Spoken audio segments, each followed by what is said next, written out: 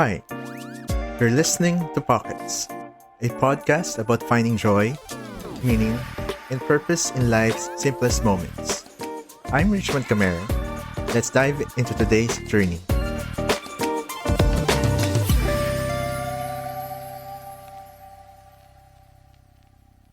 At one point in my life, I felt I was a famous writer.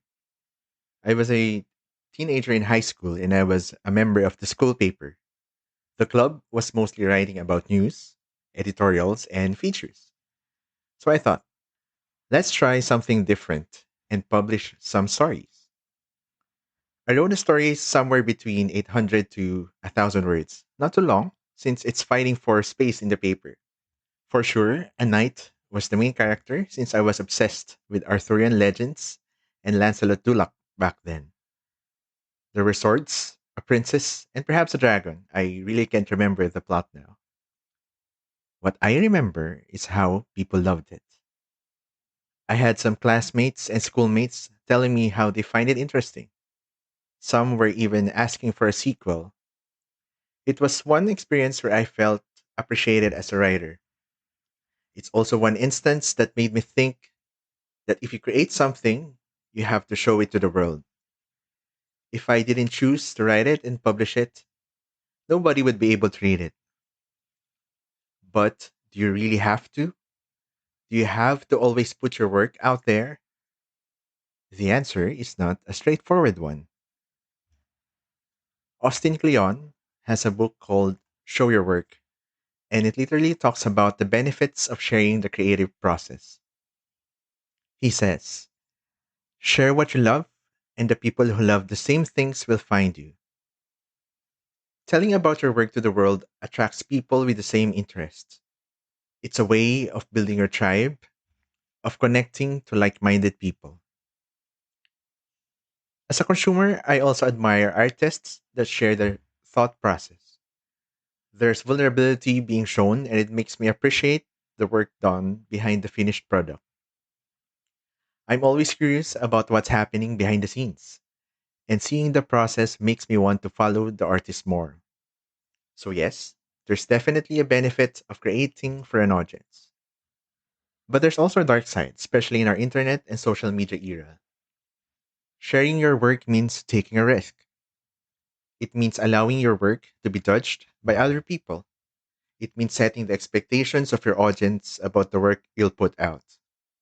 As a creative, I recognize this risk. I recognize that the reviews posted in my books are out of my control, whether they are good or bad.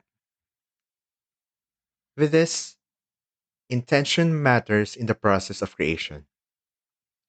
Am I doing this artwork for the consumption of my audience?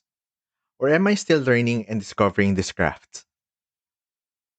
This is where I appreciate the serenity of creating for myself. Creating in private allows me to explore, to enjoy the process of making mistakes, to create just because. There's something reassuring in the feeling that I am a beginner in a certain craft. I've always wanted to draw. As a writer, I see drawing as another form of storytelling. I've been exposed to a lot of cartoons, anime, and manga that I appreciate how to tell a story in a drawn medium. However, drawing does not come as naturally to me as writing. There'll be seasons when I'm excited to draw, and there'll be seasons when I wanted to let it go, saying that it's not for me, and I'm better off harnessing my skill as a writer. Then I had this shift of mindset. I can enjoy drawing without showing my work to the world yet. So I did. I'm trying to follow some courses, doing some small sketches here and there. And it doesn't matter if my output is good or bad. I'm just enjoying the art for what it is. This is also applicable to other hobbies that I'm exploring. It was October 2024 when I discovered bouldering or wall climbing. It was then that I realized that I finally found my sport. There's a mix of problem solving and creativity. I don't need too much equipment, and it's something that I could do on my own. I was so excited to share it with the world back then, but I didn't because I wanted to first learn it without pressure. I wanted to at least be knowledgeable about climbing before I share it. And I also wanted to know if I still want to do it after some time. And to answer that last bit, I still do. And I'm consistently climbing. Even for writing, there are some things I do for myself. Most of my written outputs are supposed to be shared to the world: stories, newsletters, poems, and essays. But there are some worlds that I'm building as well, and stories I'm still figuring out. These are hidden behind the scenes for the meantime and are stored in my creative lab.